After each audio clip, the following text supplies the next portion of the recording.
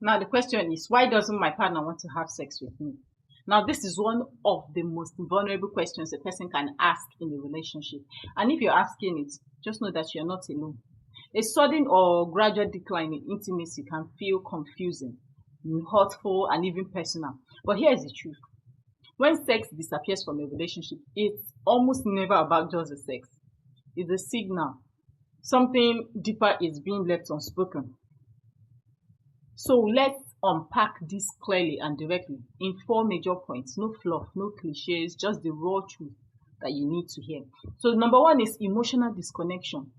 The real libido killer is emotional disconnection. Physical intimacy thrives where emotional closeness exists. If your partner feels emotionally disconnected, sex will likely take a backseat. Now, emotional connection isn't just about saying I love you or spending time together.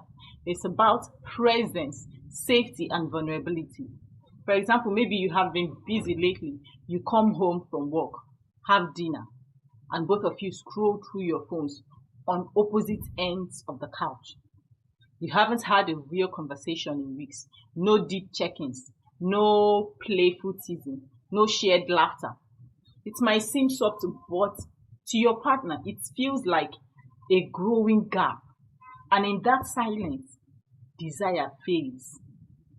If your partner feels emotionally invisible, it doesn't matter how good you look or how romantic you try to be. Their body will shut down. Because for them, sex isn't just a physical act. It's emotional affirmation. And when that connection is broken, the desire goes with it. Now, what do?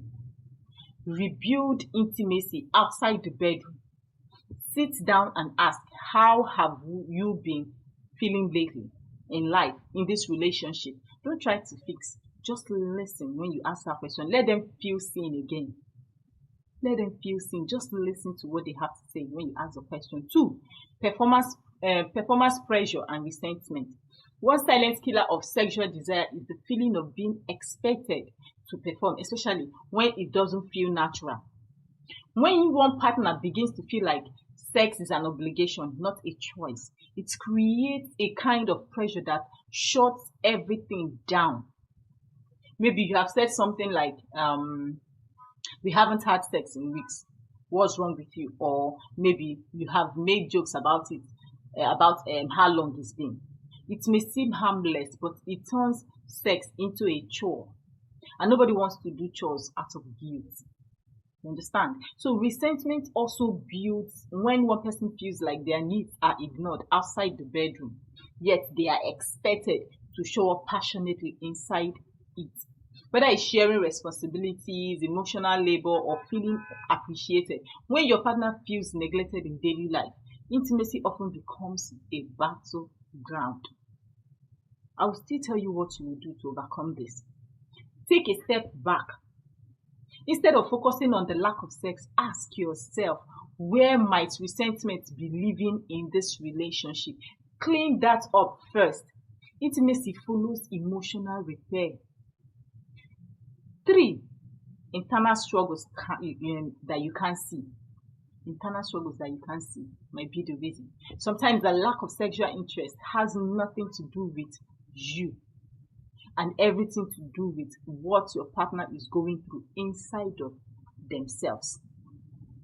For example, stress from work, anxiety, body image issues, past trauma, hormonal imbalances, or even depression. These are all silent wars your partner might be fighting. And instead of talking about it, they retreat, not because they don't love you, but because they feel broken or disconnected from themselves. Yes.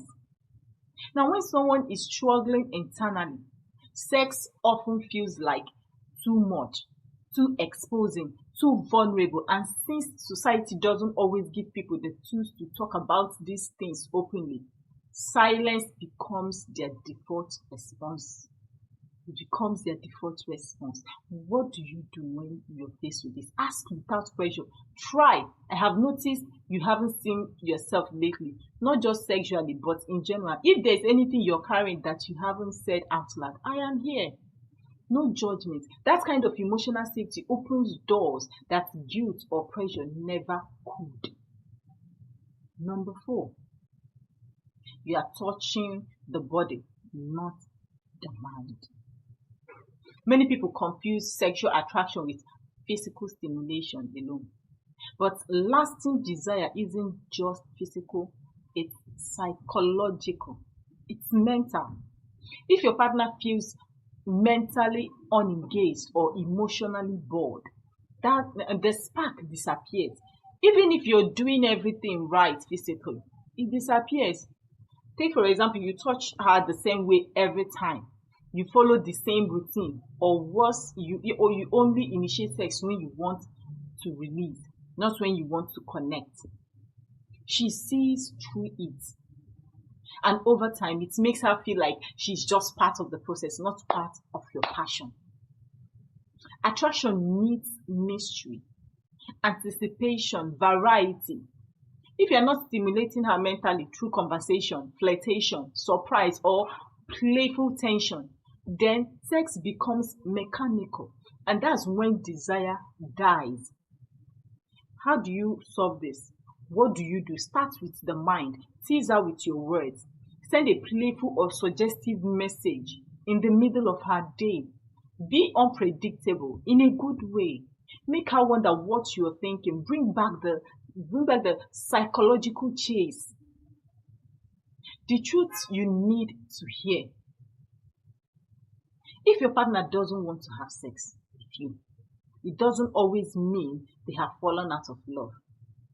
But it does mean something is off. And that something needs your attention, not your frustration. Now, instead of demanding more sex, ask better questions. Instead of blaming her, look within. Instead of treating sex like a right, approach it like a privilege that grows from connection. Now, if you want more sex, get curious about the reasons behind the silence, not just for your own sake, but for the health of your relationship. Sex is never just about sex. Sex is never just about sex, yes. It's about how seen, loved, respected, and safe your partner feels with you.